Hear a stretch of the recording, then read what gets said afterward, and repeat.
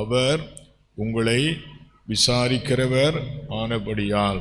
எனவே இன்றைக்கு செய்தி, உங்களை விசாரிக்கிற தேவன், உங்களை விசாரிக்கிற தேவன், உங்களை பற்றி கவலைப்படுகிற தேவன், உங்கள் மேல் அக்கறை எடுக்கிற தேவன், உங்களை கவனிக்கிற தேவன், உங்களை வந்து நேரில் பார்த்து விசாரித்து, உனக்கு என்னப்பா பிரச்சனை, உனக்கு என்ன வேண்டும், what's your problem, what's your problem, what happen, உனக்கு என்ன நடந்தது அப்படின்னு விசாரிக்கிறாரா? விசாரிக்கிறது மாத்திரமல்ல, விசாரிச்சுட்டு விட்டுட்டு போக மாட்டார். எதுக்கு தான் விசாரிக்கிறார்? What is the purpose of that caring? அந்த என்கொயரிக்கு என்ன காரணம்? அந்த விசாரிக்கிறாரே வந்து, என்னப்பா என்ன பிரச்சனை, உனக்கு உடம்புக்கு என்ன ஆச்சு, என்ன குழப்பம், என்ன தேவை, இவ்வளோ பெரிய வேலை செய்கிறியே, உனக்கு என்ன தேவை அப்படின்னு விசாரிச்சுட்டு பேருக்கு போகிற ஆண்டவர் அல்ல. விசாரிச்சுட்டு என்னவும் செய்வார், அதை கொடுத்துட்டு போவார். என்ன வேணுமோ அதை கொடுத்துட்டு போவார். உங்கள் தேவைகள் எல்லாம் அவருக்கு தெரியும், அதை மறந்துடாதீங்க. மத்தேயு 6வது அதிகாரம் 32ஆம் வசனத்தில் வாசிக்கிறோம். இந்த வார்த்தைகளை நல்லா கவனியுங்கள். இவைகள் எல்லாம் உங்களுக்கு வேண்டியவைகள் என்று உங்கள் பரமபிதா அறிந்திருக்கிறார். நீங்கள் அவரை பார்த்து எனக்கு இது வேண்டும் அது வேண்டும் என்று சொல்ல வேண்டிய அவசியம் இல்லை. இவைகள் எல்லாம் உங்களுக்கு வேண்டியவைகள் தான், இது தேவைதான் என்பதை யார் அறிந்திருக்கிறாராம்? பரமபிதா அறிந்திருக்கிறாராம். God knows that. உங்களுக்கு உடம்புல என்ன பிரச்சனை, எங்கே சுகம் வேண்டும், உங்களுக்கு குழப்பத்துக்கு என்ன காரணம், உங்களுடைய போராட்டத்துக்கு என்ன காரணம், உங்கள் தேவைகள் என்ன என்பதெல்லாம் யாருக்கு தெரியும்? ஆண்டவருக்கு தெரியும். இவைகளெல்லாம் உங்களுக்கு வேண்டியவள் என்று உங்கள் பரமபிதா அறிந்திருக்கிறார். மத்தேயு சுவிசேஷம் 10ஆம் அதிகாரம் 30ஆம் வசனத்தில் இப்படி வாசிக்கிறோம். மத்தேயு, உங்கள் தலையில் உள்ள ஒவ்வொரு முடியையும் கர்த்தர் என்ன பண்ணி வச்சுக்கிறாராம்? எண்ணி வைத்திருக்கிறாராம். வேறொரு வசனம் சொல்லுது, அது ஒன்று கூட அவருக்கு சித்தமில்லாத விழாதான். இப்போ காலையில் நீங்கள் தலை சீவும் போது வாரும்போது எத்தனை முடி விழுந்துச்சுன்னு உங்களுக்கே தெரியாது, அவருக்கு தெரியும் இன்னைக்கு எத்தனை முடி கீழே விழுந்துச்சு என்று அவருக்கு தெரியும். இப்போ கேள்வி என்ன? உங்கள் தலையில் உள்ள ஒவ்வொரு முடியையும் ஆண்டவர் எண்ணி வைத்திருக்கிறார். அவருக்கு சித்தமில்லாமல் ஒரு முடியும் கீழே விழலைன்னா அப்போ உங்கள் வீட்டில் நடக்கிற எல்லாமே அவருக்கு தெரியும். அவருக்கு சித்தமில்லாமல் ஒன்றும் நடக்கலை. அதனால் நீங்கள் ஏன் கவலைப்படுறீங்கன்னு கேட்குறார். நீங்களே தூக்கிக்கிட்டு இருக்கிறீங்க கவலையை. உங்கள் கவலைகளெல்லாம் அவர் மேல் வைத்து விடுங்கள். காரணம் என்ன? அவர் உங்களை விசாரிக்கிற தேவன். The Lord who cares for you. Therefore, cast all your burdens upon him. Cast all your burdens upon him. அவர் உங்களை கூப்பிட்டதே உங்க பாரத்தெல்லாம் சுமக்கதான். நீங்க வந்த பிறகும் அதையே நீங்களே சுமந்துட்டு இருக்கிறீங்க. உங்களுக்கு இன்னும் விவரம் புரிய மாட்டேருந்து. அவர் உங்க தகப்பன். அவர் யாரு? உங்கள் தகப்பன். டாக்டர்கிட்ட ஒரு பேஷண்ட் போறாரு, என்னம்மா பண்ணுது? சொரம் அடிக்குதுங்க. அப்புறம் என்ன பண்ணுது? தலைவலிக்குதுங்க. அப்புறம் என்ன பண்ணுது? வயிற்று வலிக்குதுங்க. சரி சொல்லிட்டியா, போயிட்டு வா அப்படியா சொல்றாரு டாக்டரு. என்ன பண்றாரு?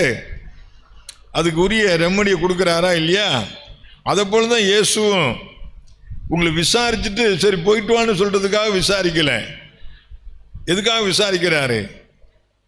in order to help you, உங்களுக்கு உதவி செய்வதற்காக, in order to lift you up, in order to heal you, உன்னை சுகமாக்குவதற்காக, உன் தேவைகளை சந்திப்பதற்காக அவர் உங்களை விசாரிக்கிறவராக இருக்கிறார். எனவே இந்த வார்த்தைகளை கேட்கிற உங்களுக்கு என்ன பிரச்சனையோ, என்ன குழப்பமோ, என்ன தேவையோ, என்ன சுமையோ என் வலிய யார்கிட்ட சொல்வேன்? சில ஆட்களுக்கு உடம்பு ரொம்ப வலிக்கும், அந்த வலியோட வேலை செய்வாங்க. அவங்க நினைப்பாங்க நம்மளை யார் கேட்க போறா, தலையெழுத்து செஞ்சுதான் ஆகணும் அப்படின்னு போராடிக்கிட்டே செய்வாங்க. தூக்க முடியாத தூக்குறவங்களாம் இங்கே இருக்கிறீங்க, தாங்க முடியாத தாங்கிறவங்களாம் இருக்கிறீங்க. ஆண்டவர் உங்களோடு சொல்றாரு, நான் ஒருத்தர் இருக்கிறேன், கவலைப்படாத. நான் உங்களுக்கு என்ன செய்கிற தேவன்? விசாரிக்கிற தேவன். அல்லேலூயா. ரைட். இப்போ விசாரிச்சுட்டு இருக்கிறார், என் மூலம் தான் விசாரிச்சுட்டு இருக்கிறார். என் மூலம் மட்டுமல்ல, நேரடியாக விசாரிப்பார்.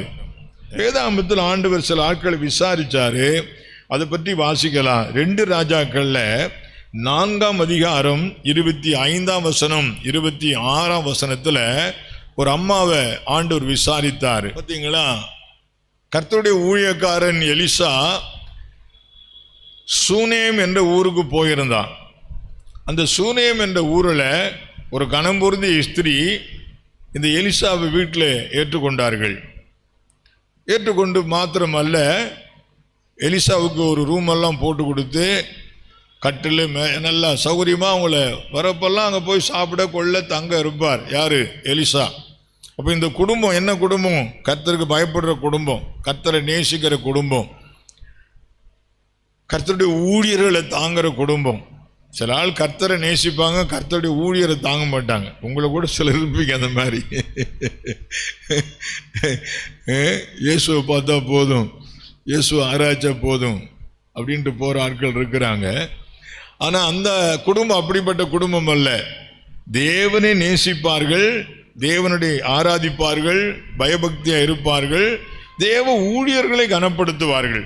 தேவ ஊழியர்களை வீட்டுக்கு வர சொல்லி அவங்களுக்கு உணவு கொடுத்து தங்க வச்சு அவங்களுக்கு சகல விதமான பணிவிடைகள் எல்லாம் செய்வார்கள். இந்த குடும்பம் அப்படிப்பட்ட குடும்பம் தான். இந்த குடும்பத்துக்கு இப்படி அடிக்கடி போயிட்டு வந்த எலிசா அந்த அம்மாவை விசாரிக்கிறான். என்ன உனக்கிட்ட ராஜா கிட்ட எதுவும் பேச வேண்டியிருக்குதா? உனக்கு எதுவும் தேவையா?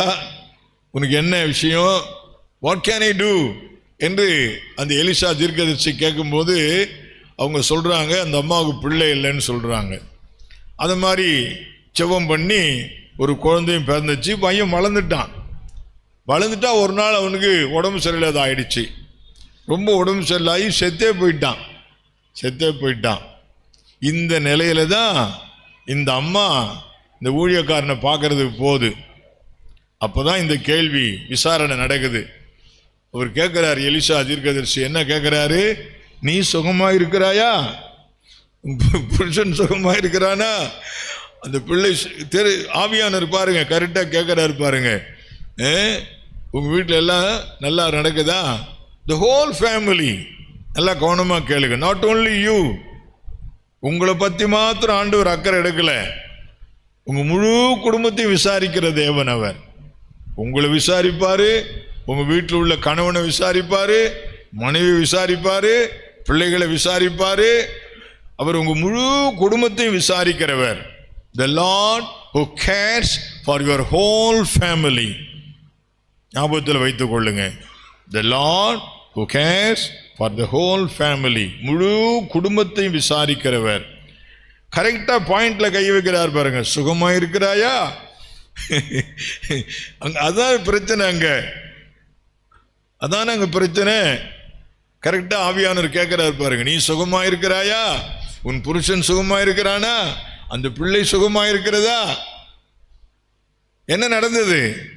அந்த வீட்டுக்கு போனா அந்த பிள்ளையை உயிரோடு எழுப்பிட்டான், சுகம் கொடுத்துட்டான். என்ன கவனித்துக் கொள்ளுங்கள், ஆண்டவர் உங்கள் சுகத்தை விசாரிக்கிற தேவன். God is careful about your health, your healing. பிரியமானவனே, உன் ஆத்துமா வாழ்கிறது போல நீ எல்லாவற்றிலும் வாழ்ந்து சுகமாயிருக்க வேண்டுகிறேன். இந்த குஷ்டரோகி ஆண்டவர்கிட்ட போய் கேட்கிறான். ஒரு குஷ்டரோகி, உமக்கு சித்தமானால் என்னை சுத்தமாக்க உம்மால் ஆகும் என்று கேட்கிறான். இயேசு அவனை பார்த்து சொல்லுகிறார், எனக்கு சித்தம் உண்டு, நீ சுத்தமாகு என்று சொல்லுகிறார். இன்றைக்கு இந்த வார்த்தைகளை கேட்கிற நீங்கள் யாவரும் மனதில் வைத்துக் கொள்ளுங்கள். ஆண்டவர் உங்களை பார்த்து சொல்லுகிறார், எனக்கு சித்தம் உண்டு, நீ சுத்தமாகு. அந்த வார்த்தையை சொல்லுங்க. இப்படிதான் இருக்கணுமா? கடவுள் இப்படி போட்டுட்டாரா? சித்தம் என்னவோ இருக்கட்டும், அனுபவிக்கிறதா தான் அனுபவிச்சுட்டு போறேன், அந்த மாதிரிலாம் சொல்லாதீங்க. அப்படிலாம் சொல்லாதீங்க. பிசாசு அப்படி சொன்னா இடம் கொடுக்காதீங்க. எனக்கு சித்தம் உண்டு, நீ சுத்தமாகு. உன் ஆத்துமா வாழ்கிறது போல நீ எல்லாவற்றிலும் வாழ்ந்து சுகமாயிருக்க வேண்டுகிறேன். தேவன் நீங்கள் சுகமாயிருப்பதை விரும்புகிறார். God wants you to have a healthy life, healthy body. ஒரு நல்ல சுகமுள்ள ஒரு சரீரத்தை நீங்கள் பெற்றிருக்க ஆண்டவர் விரும்புகிறார். கர்த்தருக்கு ஸ்தோத்திரம். 5ஆம் அதிகாரத்தில் 6ஆம் வசனத்தில் 38 வருஷமா வியாதியா கடந்தவனை பார்த்து விசாரிக்கிறார், நீ சுகமாக வேண்டும் என்று விரும்புகிறாயா? அவன் என்னென்னமோ கதையெல்லாம் சொல்றான். சரி சரி, கதை சொன்னது போதும், நீ எழுந்து நட அப்படின்ட்டார். அவன் எழுந்து நடந்து போயிட்டான். கர்த்தருக்கு ஸ்தோத்திரம். பரிதேமிய குருடன், எரிகோவில் ஒரு குருடன் உட்கார்ந்து இருக்கிறான். அவனை ஆண்டவர் விசாரிக்கிறாரு, உனக்கு நான் என்ன செய்ய வேண்டும் என்று விரும்புகிறேன்? நான் சுகம் பார்வை அடைய வேண்டும். ஓகே, கிராண்டட் அப்படின்னு சுகத்தை கொடுத்துட்டார். தேவன் உங்கள் சுகத்தை விசாரிக்கிறார். நீங்கள் ஒருவராகிலும் அதில் வேற மாதிரிலாம் திங்க் பண்ணாதீங்க. மனதார விசுவாசிங்க, மனதார விசுவாசிங்க. நான் தேவனுடைய பிள்ளை, நான் சுகமாயிருப்பது தேவனுடைய சித்தம். ஆனால் உங்களுக்கும் தேவனுக்கு இடையில எந்த குறையும் இல்லாத பார்த்துங்க. சுயமோ மாம்சமோ உலகமோ பாவமோ பெருமையோ உள்ள இருந்துடக்கூடாது.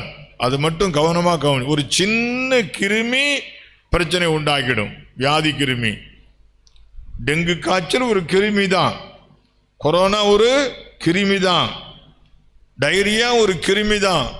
அதே மாதிரி ஒரு பாவம் ஒரு கிருமி தான். அது பெருமை என்ற வடிவத்தில் வரலாம், பொறாமை என்ற வடிவத்தில் வரலாம், கீழ்ப்படியாமை என்ற வடிவத்தில் இருக்கலாம். உங்க வாழ்க்கையில ஒரு சின்ன பாவ கிருமியும் வராதபடி பார்த்துங்க. ஒரு சின்ன பாவ கிருமி, அவிசுவாசம் ஒரு பாவ கிருமி தான், பெருமை ஒரு பாவ கிருமி தான். சமயத்தில் பெருமை வந்துடும், பெருமை வந்துடும். எந்த ரூபத்திலேயாவது பெருமை வந்துடும். நான் மற்றவங்கள்ட்ட பெட்டர், எவ்வளோ நான் நல்ல விசுவாசி, நான் நல்ல பக்தியாக இருக்கிறேன், நான் நல்லா ஜெபிக்கிறேன், நான் நல்லா பிரசங்கம் வைக்கிறேன், நல்லா பாட்டு பாடுறேன் அப்படின்னு பெருமை வந்துடும். வரக்கூடாது. பெருமை பாவம், பெருமை பாவம், மறந்துடாதீங்க. ஓகே, அடுத்தபடியாக தேவன் ஒரு ஆளை விசாரித்தார். ஆதியாகமம் 16:8 21:17 வாசித்து பாருங்கள். ஆகார் என்ற பெண்ணை விசாரிக்கிறார். சூனேம் ஊராளாகிய சூனேமி ஆளை விசாரித்ததை பார்த்தோம். அங்கே சுகத்தை பற்றிய விசாரணை. இங்கு ஆகார் என்ற பெண்ணை விசாரிக்கிறார். இந்த பெண் ஒரு வேலைக்கார பெண், எஜமாட்டி கிடையாது, வேலைக்கார பெண்.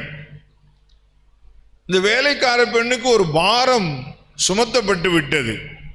ஆபிரகாமுடைய மனைவி சாராருடைய அவசர புத்தியினால இந்த பெண்ணுக்கு இந்த கதி வந்து விட்டது.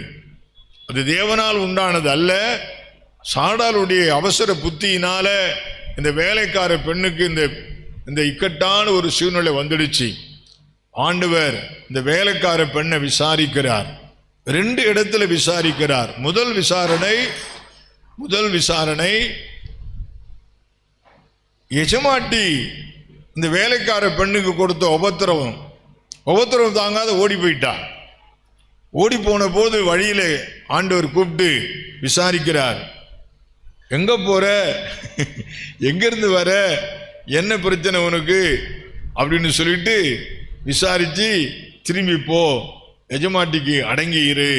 பாருங்க, ஆண்டவர் சாதாரண வீட்டு வேலை செய்கிறவர்கள் மேல கூட அக்கறையா இருக்கிறார். பெரிய ஆட்கள் மேலதான் அக்கறை எடுப்பாரு, வசதி உள்ளவங்க தான் அக்கறை எடுப்பாரு, பாஸ்டர்கள் மேலதான் அக்கறை எடுப்பாரு, பெரிய பெரிய இவாஞ்சலிஸ்டுங்க மேலதான் அக்கறை எடுப்பாரு அப்படின்லாம் நினைக்காதீங்க. இங்க இருப்பீங்க, இருப்பீங்க. சாதா வேலை செய்கிறவங்க, கூலி வேலை செய்கிறவங்க, வீட்டு வேலை செய்கிறவங்க, அவங்களை கர்த்தர் பார்க்கிறாரு. எஜமாட்டி கொடுத்த உபத்திரம் தாங்காம இந்த அம்மா ஓடி போச்சு. ஓடி போனா ஆண்டவர் வழியில கூப்பிடுறாரு. எங்க போற, எங்கிருந்து வர, என்ன சம்பாதி, உனக்கு என்ன பிரச்சனை என்று சொல்லி கேட்டு அந்த சகோதரிக்கு ஒரு ஆலோசனை கொடுத்து பலப்படுத்துறார்.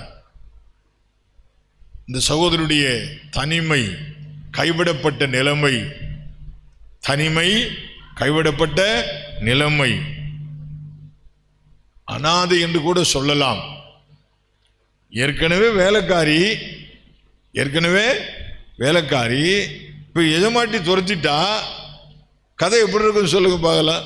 இப்ப பெரிய ஆளா இந்த அம்மா? பெரிய ஆள் இல்லையே. பெரிய ஆளா இருந்தா ஏன் வீட்டில் போய் வேலை பார்க்கறா? வீட்டில் வேலை பார்க்குற ஒரு வேலைக்காரி தானே இவ. அந்த எஜமானும் துரத்திட்டான். இப்போ பாவம் இல்ல.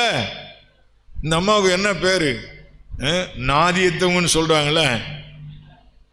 யாதுமற்ற ஏழை நான், நாதியற்ற நீசன் நான், சிலுவை தஞ்சமே அண்டி வந்தேன் உம்மிடம். பக்தன் பாடுறான் பாத்தீங்களா? யாதுமற்ற ஏழை நான். சொல்லுங்க ஆண்டவர்கிட்ட, யாதுமற்ற ஏழை நான், நாதி அற்ற. ரொம்ப கொடுமையான வார்த்தைகள் அந்த பாட்டுல வர வார்த்தைகள். யாதுமற்ற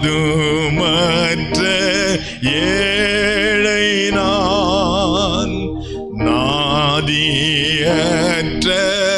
நீசன் நான். உலகத்துல பேசுவாங்க, பார்த்திருக்கீங்களா? நான் நாதியத்தவன், எனக்கு யார் இருக்கிறா? No one is there. No one is there. யாதுமற்ற ஏழை நான், நாதியற்ற நீசன் நான். உம்முடைய சிலுவைக்கு வந்துட்டேன், எனக்கு உதவி செய்யுங்கன்னு பக்தன் பாடுறான். இந்த அம்மா வேலைக்காரி ஹாகார் எஜமாட்டி விட்டு ஓடி போறா. அந்த நிலையில என்ன நிலைமை?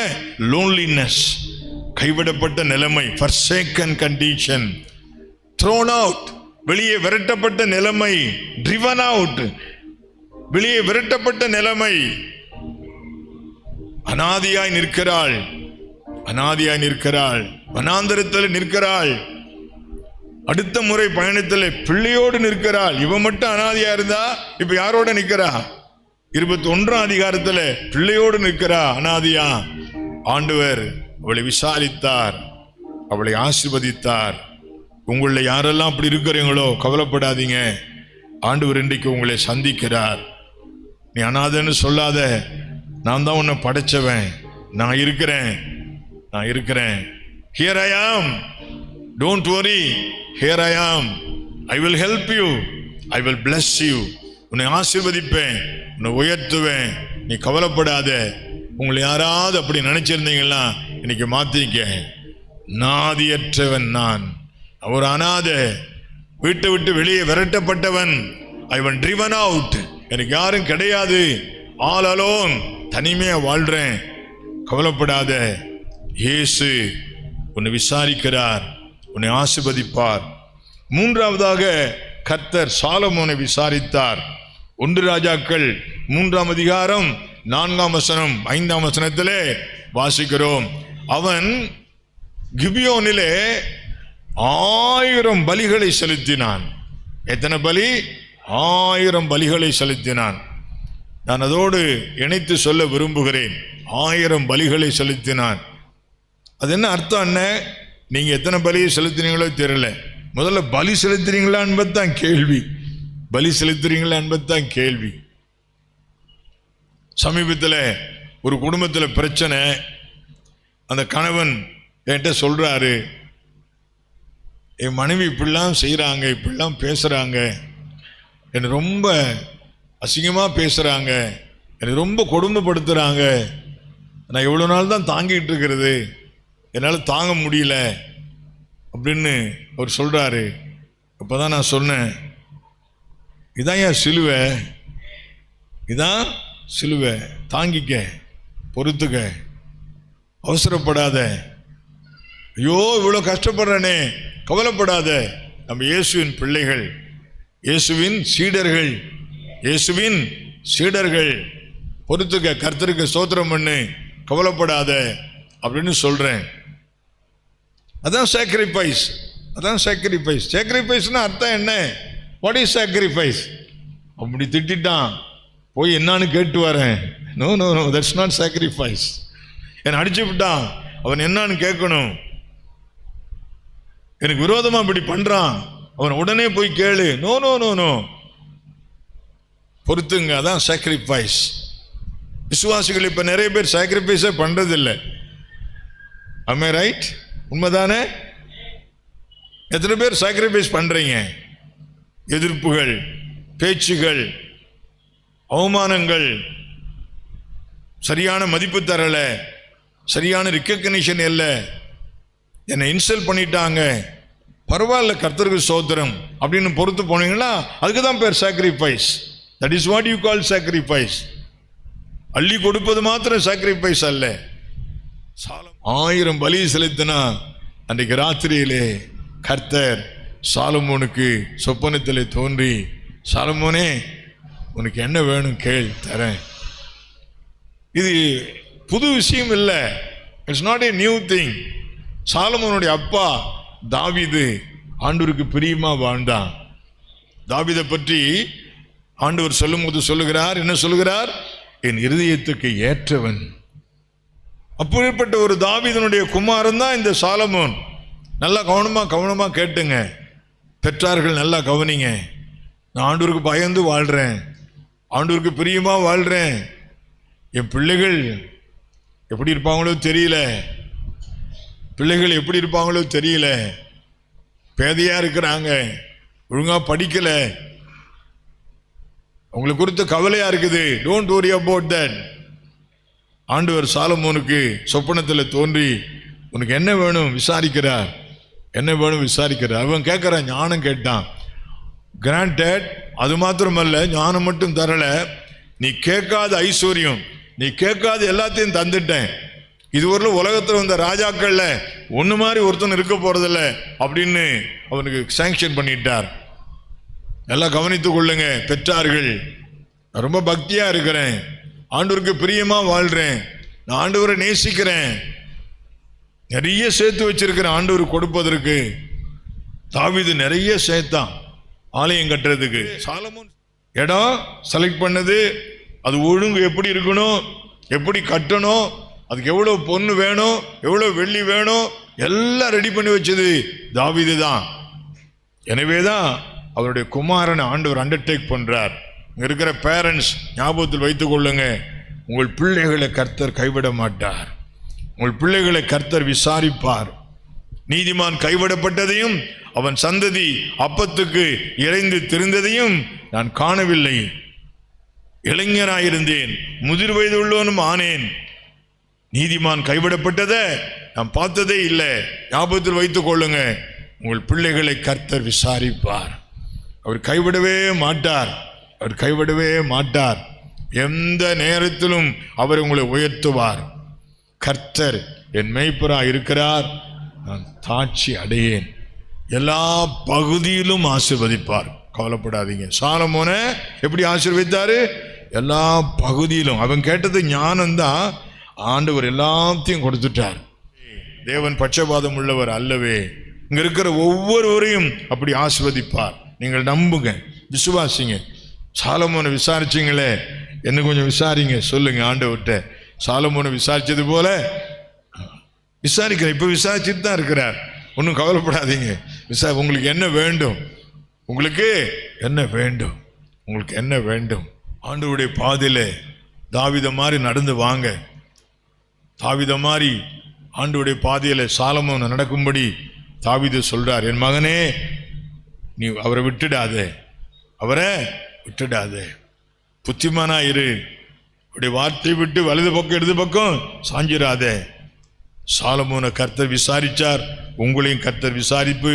எல்லாத்தையும் சந்திச்சு தருவார். இயேசு பிரசங்கம் வச்சுட்டார், 3 நாள் தொடர்ந்து பிரசங்கம் வச்சுட்டார்.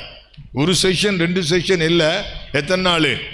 அட்டே ஸ்ட்ரெச் 3 நாள் பிரசங்கம் வச்சுட்டார். எத்தனை பேர் அந்த கன்வென்ஷனில் பங்கெடுத்தாங்க தெரியுங்களா? புருஷர்கள் மாத்திரம் 5000 பேரா. அப்போ பெண்கள் ஒரு 5000 பேர் இருப்பாங்க. எப்பயுமே பெண்கள் அதிகமாக இருப்பாங்க எண்ணிக்கையில் ஆண்களை விட. எல்லா கூட்டத்திலுமே பெண்கள் ஆண்களை விட அதிகமாக இருப்பாங்க. அப்படின்னா கூடவே இருப்பாங்க. அப்புறம் பிள்ளைகள், ஆக மொத்தம் எப்படி 20000 பேர் இருந்திருப்பாங்க. இந்த 20000 பேருக்கு சாப்பாடு கொடுக்கணும்னா எவ்வளோ செலவாகும் நீங்கள் கணக்கு போட்டு பாருங்க. பார்த்து கேட்குறாரு ஆண்டவர், எப்பா என்ன செய்யலாம்? வசனம் போட்டுக்குது, தாம் செய்ய போகிறது அறிந்திருந்தும் அவனை சோதிக்க முடியும் கேட்குறாராம். உங்களை கூட கேட்குறாரு. தேவை நிறைய இருக்குது, தேவை நிறைய இருக்குது. உங்கள் குடும்பத்தில் உங்களுக்கு தேவை, சாப்பாட்டுக்கு தேவை, மருந்து மாத்திரைக்கு தேவை, வாடகை கட்டத்துக்கு தேவை, பள்ளிக்கூடம் ஃபீஸ் கட்டத்துக்கு தேவை, பிரயாணத்துக்கு ஆட்டோவுக்கு தேவை, பஸ்ஸுக்கு தேவை, ரயிலுக்கு தேவை, கரண்ட் பில்லு கட்டணும், எவ்வளோ தேவை இருக்குது. ஐயோ கணக்கு போட்டால் பல ஆயிரம் வருதே. என்ன செய்யலாம்? கவலைப்படாதீங்க, உங்கள் தேவைகள் எல்லாம் கர்த்தர் சந்திப்பார். ஆண்டவர் பிலிப்பு விசாரித்தாரு. விசாரிச்சுட்டு என்ன பண்ணிட்டார் தெரியுங்களா? உன்கிட்ட என்ன இருக்குது கொண்டாது, நான் ஆசீர்வதித்து தரேன், உங்கள் தேவைகளை பற்றி கவலைப்படாதீங்க. தம்முடைய ஐஸ்வர்யத்தின்படி என் குறைவுகள் எல்லாம் கிறிஸ்து இயேசுவுக்குள் தம்முடைய மகிமையிலே சந்திப்பார். என் பாத்திரம் நிரம்பி வழிகிறது. சொல்லுங்க, அடிக்கடி சொல்லுங்க. கடந்த தடவை பிரசங்கத்தில் சொன்னேன், அறிக்கை செய்யணும். விசுவாசத்தை என்ன பண்ணணும்? அறிக்கை செய்யணும்னு சொன்னேன். நீங்க வாயை திறந்து அறிக்கை செய்யுங்க. ஒன்னும் இல்லை பாஸ்டர், ஒன்னும் இல்லை பாஸ்டர், என்ன பண்ணுது? அந்த அறிக்கையை விடுங்க. கர்த்தர் என் மேய்ப்பராய் இருக்கிறார். விசாரிச்சார். எதுக்கு தெரியுமா? தான் செய்ய போறது தெரிஞ்சுக்கிட்டே கேட்டாரு. இப்ப உங்களெல்லாம் விசாரிக்கிறாரு. ஆமா, என்ன அப்பா பண்ண போற, எவ்வளவு தேவை இருக்குதுன்னு கேட்கிறாரு. தந்துருவாரு. இன்னைக்கு அற்புதம் நடக்கும். அது எங்க இருந்து வரும்னு சொல்ல முடியாது, எங்க இருந்து வரும்னு சொல்ல முடியாது. யார் மூலம் வரும்னு? பட்சிக்கிறவனிடத்திலிருந்து பட்சணமும் பலவான்களிடத்திலிருந்து மதுரமும் வரும். எங்கிருந்து வரும்? அவனே பட்சித்துட்டு போறவன், அவனே கொள்ளடிக்கிறவன். சிங்கம் எப்படிப்பட்டது? பிரத்தியார் அடிச்சு சாப்பிட்டு வாழ்றது. அதுகிட்ட இருந்து இவன் தேன் எடுத்துட்டு வந்துட்டான். அதனால தான் பழமொழி சொல்லிட்டான், என்னன்னு? பட்சிக்கிறவனிடத்திலிருந்து பட்சணமும் பலவான்களிடத்திலிருந்து மதுரமும் வரும். அவன் கல்லுல நார் உரிக்கிறவையா, அவன் தரமாட்டான், அவனை தர வைப்பார் ஆண்டவர். இவன் கல்ல நார் உரிக்கிறவன், இவன் ஒரு சொட்டும் தரமாட்டான், அவன்கிட்ட இருந்தே வாங்கி தருவார். எவன் தரமாட்டானோ அவனை தர வைப்பார். எங்கிருந்து வராதோ அங்கிருந்து வரும். Praise the Lord. ஆமா, உங்களை விசாரிச்சாரா? இப்பவே விசாரிச்சுட்டு தான் இருக்கிறாரு. அதுக்கு அர்த்தம் என்ன? தரப்போறாருன்னு அர்த்தம். விசாரிச்சுட்டு என்ன பண்றாரு? ஆமா, இப்பவே வாங்கிட்டு போங்க, சும்மா போகக்கூடாது. வாங்கிட்டு போங்க. இருதயத்தை பெருசாக்குங்க. முதல்ல இருதயம் பெருசாகட்டும். இருதயத்தை பெருசாக்குங்க, குறுக்காதீங்க. ஐயோயோ அப்படிலாம் சொல்ல, ஐயோனே சொல்லாத. கர்த்தர் உத்தோத்திரம், அது சைத்தான் பண்ற வேலை. தேவ பிள்ளைக்கு தான் ஏன் அப்படி சொல்லணும்? அது பிசாசுக்கு வார்த்தை. ரட்சிக்கப்படலன்னா உனக்கு ஐயோ, மனம் திரும்பலன்னா உனக்கு ஐயோ. Praise the Lord. கர்த்தருக்கு ஸ்தோத்திரம். இயேசுவை நேசிக்கலன்னா உனக்கு ஐயோ. நீ உனக்கே ஐயோ, நீ நல்லதா இருக்கிற, ஐயோன்னே சொல்லாத. ஐயோ நான் எங்க போவேன்? ஐயோ, யூ ஸ்டாப் டாக்கிங் தட். ஸ்தோத்திரம். Praise the Lord. எழும்பி பிரகாசி, உன் ஒளி வந்தது. சொல்லு, எழும்பி பிரகாசி. முதல்ல இதை எழுப்பணும், உள்ளத்தை எழுப்பணும். இருதயத்தில் எழுப்புதல் அடைந்தவர்கள். இருதயத்தில் எழுப்புதல் வந்தால் தான் உடம்புல எழுப்புதல் வரும். இருதயத்தில் எழுப்புதல் உடம்புல எப்படி எழுப்புதல் வரும்? இந்த 5 பேரை விசாரிச்சாரு. அந்த 5ல் நீங்க ஒரு ஆள் தானே? இல்லை, 5மே இருக்குது அவங்கள்ட்ட. விசாரிச்சுட்டார் ஆண்டவர். Total care. எப்படி? என்ன கேர்? Total care. எல்லாத்தையும் சேர்த்து விசாரிச்சுட்டார். இன்னைக்கு எல்லாம் ஆல் யுவர் ப்ராப்ளம் சால்வ்டு. எல்லா பிரச்சனையும் நீங்கிட்டு. அல்லேலூயா. நான் ஏன் சுமப்பேன், நான் ஏன் சுமப்பேன், என் இயேசு சுமந்த பெண். இந்த பிரசங்கத்தோட நோக்கம் என்ன? பாரத்தெல்லாம் அவர் மேல் வச்சிருங்க. அவர் உங்களை விசாரிக்கிறவர் ஆனபடியினால் உங்கள் கவலைகளை எல்லாம் ஒரு பிரச்சனை பூரா தூக்கி போட்டு அவர் மேல. ஆங்கில வார்த்தை ரொம்ப நல்லா இருக்குது. Cast your burden upon him. Casting all your burdens upon him. உங்க பாரத்தை எல்லாம் யார் மேல போட்டுரு? அவர் மேல தூக்கி போட்டுறியா? தூக்கி போடு, எல்லாம் தூக்கி போடு. இப்ப எல்லா பிரச்சனையும் அவர் மேல தூக்கி போட்டுரு. போடலாமா? Praise the Lord.